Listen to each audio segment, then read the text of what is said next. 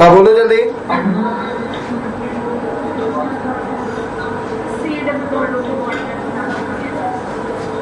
पठानकोट कौन सी फॉर्म ज्यादा स्टेबल बनाएगी, कीटो या इनॉल? पठानकोट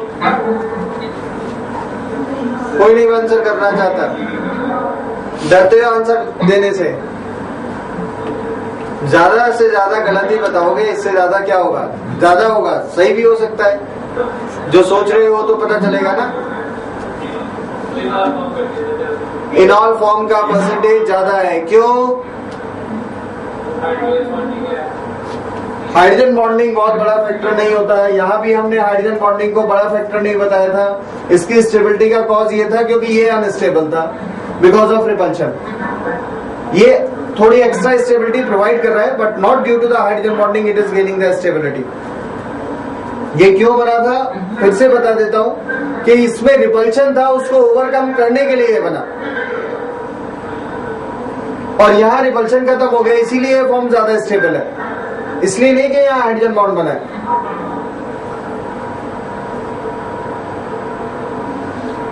इस केस में कीटो फॉर्म इनॉल से बहुत ज्यादा स्टेबल है, लेकिन ऊपर वाले एग्जांपल में रिवर्स ऑर्डर था। कोई समझ सकता है क्यों?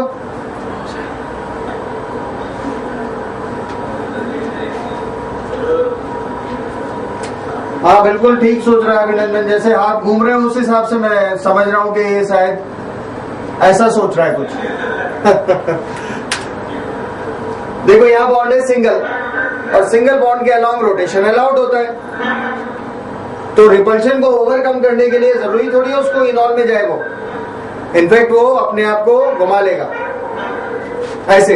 लेकिन ऊपर वाले एग्जांपल में वो पॉसिबिलिटी नहीं थी, इसीलिए इसको इसमें कन्वर्ट होना पड़ा। लेकिन यहां तो सी डबल बॉन्ड हो रहेगा और रिपल्शन भी नहीं रहेगा। Therefore keto form is more stable than enol. तो कंडीशन सेम है, मॉलिक्यूल अलग अलग है, तो you have to be careful to give the answer.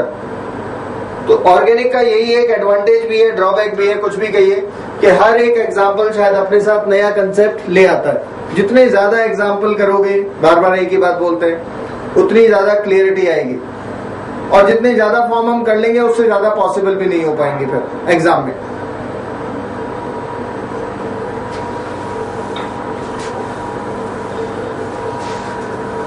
रब कर दे।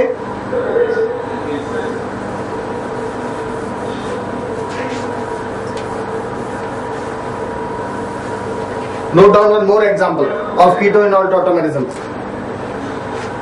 Suppose we have the compound like this one.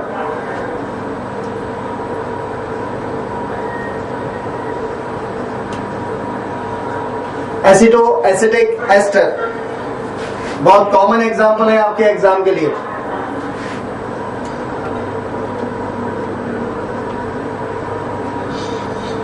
Acetoacetic ester is the common name for it. Last में ester लिखा है क्योंकि फंक्शनल ग्रुप मेजर एस्टर ही है, ये रहा।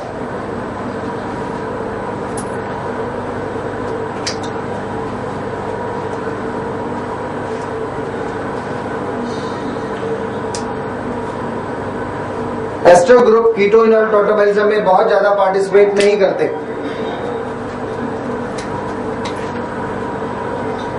यानी ये वाले ग्रुप।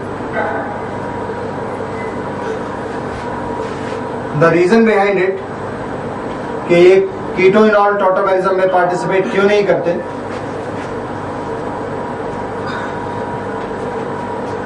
इधर देखो, ये डबल सिंगल लोन पेयर, ये इधर आएंगे, ये इधर चले जाएंगे, यानी इनमें हमेशा रेजोनेंस रहती है। और हमें कीटो-इनॉल टॉटोमेरिज्म के लिए कीटोनिक ग्रुप परमानेंट चाहिए, लाइक एज दिस वन, जो रेजोनेंस की वजह से डबल बॉन्ड को डिलोकलाइज ना करे। अब देखो यहाँ डबल से क्या हो गया, सिंगल, और अगर ये सिंगल हो गया तो ये पार्ट कीटो-इनॉल टॉटोमेरिज्म में पार्टिसिपेट नहीं करेगा। यानी इसके थ्रू अगर कीटो-इनॉल टॉटोमेरिज्म शो की है तो वो तो सबसे ज्यादा अनस्टेबल होगा। ठीक है, क्लियर है इतना? एस्टर ग्रुप, क्योंकि हमें कीटो इनॉल टॉटोमेरिज्म अभी बताया ना मैंने आपको, बहुत तब से यही एग्जांपल हम डिस्कस करते जा रहे हैं कि डबल बॉन्ड इधर लेकर जाना है, ये इधर, लेकिन अगर ये डबल बार बार सिंगल हो जाएगा तो इस हाइड्रोजन को इन्वॉल्व नहीं कर पाएगा। इसीलिए एस्टर ग्रुप में कीटोनिक ग्रुप दिख जरूर रहा है, लेकिन वो टॉटोमेरिज्म में पार्टिसिपेट नहीं करेगा। तो बचा कौन सा ग्रुप? ये ग्रुप। अब इस ग्रुप के रेस्पेक्ट में एक हाइड्रोजन ये है और एक हाइड्रोजन ये है, दोनों हाइड्रोजन के लिए कीटो से इनॉल में कन्वर्ट कर दो।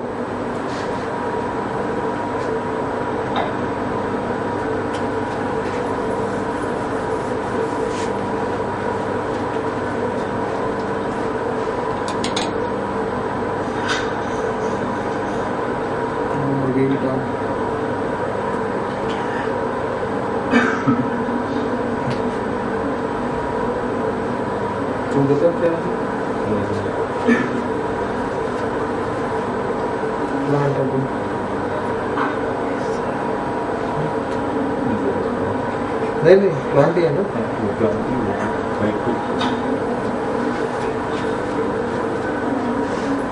यहाँ डीएस वगैरह फैला रखा हुआ था।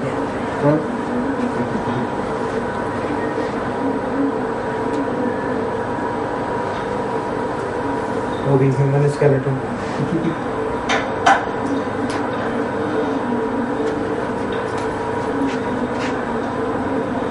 अगर हम फर्स्ट कार्बन को यूज करते हैं, फर्स्ट कार्बन के हाइड्रोजन को, तो इसको इधर शिफ्ट करना होगा आपको और यहां से हाइड्रोजन निकाल कर वहां यू विल गेट COH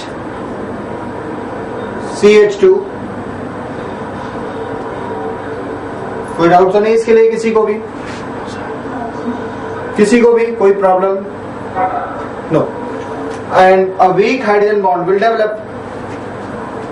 और अगर आप सेकेंड को यूज करें तो CH3COH, इस बार डबल बॉन्ड यहां आएगा, क्योंकि इस बार क्या करना होगा आपको? डबल बॉन्ड इधर पहुंचाना है और हाइड्रोजन को निकाल कर यहां लेकर आना है। समझ आ रहा है ना इतना?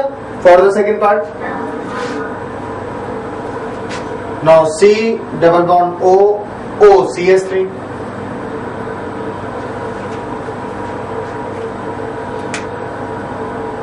देख लिया आपने? अब फर्स्ट और सेकंड में ज्यादा इनॉल कंटेंट किसका होगा? फर्स्ट और सेकंड में